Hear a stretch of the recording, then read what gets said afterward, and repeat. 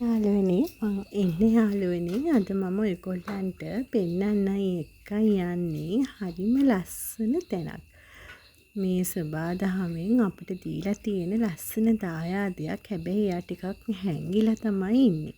එන්නකෝ යන්න බලන්න කවුද මේ කියලා. මේ බලන්න කොච්චර ලස්සනද කියලා. මේ පරිසරය කොච්චර ලස්සනද මේ බලන්න. මෙන්න ඉන්නවා එයා. මෙන්න මේ බලන්න. මේ තමා මං කිව්වේ හරිම ලස්සනයි. නිල්ම නිල් පාටට දිලිසි තියෙනවා. දැක්කහම අපේ ඇස් දෙක පිනා යන දර්ශනයක්. මේ තමා දිය උල්පතක්.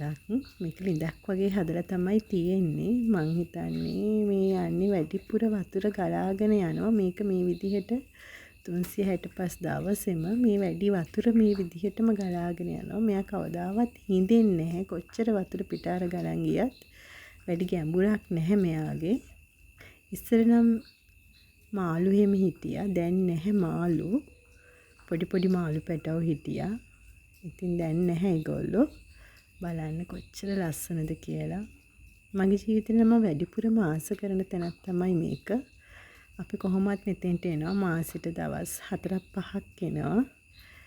ඇත්තටම අර ටැප් එකේ නානවට වඩා මේ වගේ තැනකට ඇවිල්ලා නාගන්න තියෙනවා නම් අර ක්ලෝරින් වතුර වලට වඩා මේ අපේ සබාදහමේ ස්වභාවික වතුර ටික නාන්න තියෙනවා නම් ෂැම්පූ සබන් ඒවා මුකුත් ඕනේ නැහැ. ඇඟට පුදුම සනීපයක් දැනෙන මේ බලන්න.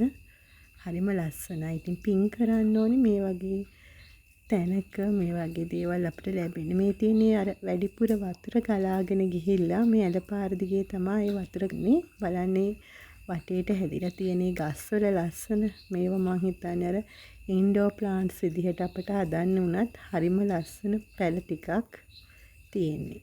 ඔය බලන්න හරිම ලස්සනයි. එන්නකෝ ඔයගොල්ලන්ට මම පෙන්නන මේ වීඩියෝ එක මම ගන්නකොට හවස 2ට විතර ඇති. එතකොටත් බලන්න මේ පරිසරයේ තියෙන අඳුරු ගතිය හරියට වැසි වනාන්තරයක් වගේ මේ අස්සින් පේනවා ඇති ඔයගොල්ලන්ට අර වතුර ගලන් යනවා. ඔය බලන්න ඉතින් ඔය අපි මිනිස් මේ වගේ සුන්දර පරිසරයක කරලා තියෙන විනාශය තමයි මේ. ඉතින් අපි හැමදාම කුණු ගෙනියන්නේ එනවා. ඒ වුණත් එහෙම තියෙද්දි මේ වගේ සුන්දර පරිසරයකට ගෙනැල්ලා ඒව අතාරිනවා. කොච්චර කාල යනවද ඉතින් මේව දිරන්න. මේ පරිසරය ආරක්ෂා කරගන්න එක අපේ හැමෝගෙම වගකීමක් සහ යුතුයකමක්. මොකද මේ හරියෙන් ලැබෙන අර ඔක්සිජන් වායුව, ඒ කියන්නේ පිරිසිදු වාතය මං හිතන්නේ මේ කොළඹ කොහෙවත් නැතුව ඇති කියලා. ඒ තරම් හරි පිරිසිදු වාතය තමයි මේ ප්‍රදේශයේ තියෙන්නේ. මෙතනින් යනකොට පුදුම සිසිලසක් තියෙන්නේ. ඉතින් මේ වගේ වැඩ කරන්න එපා. මේ පරිසරය ආරක්ෂා කරගන්න.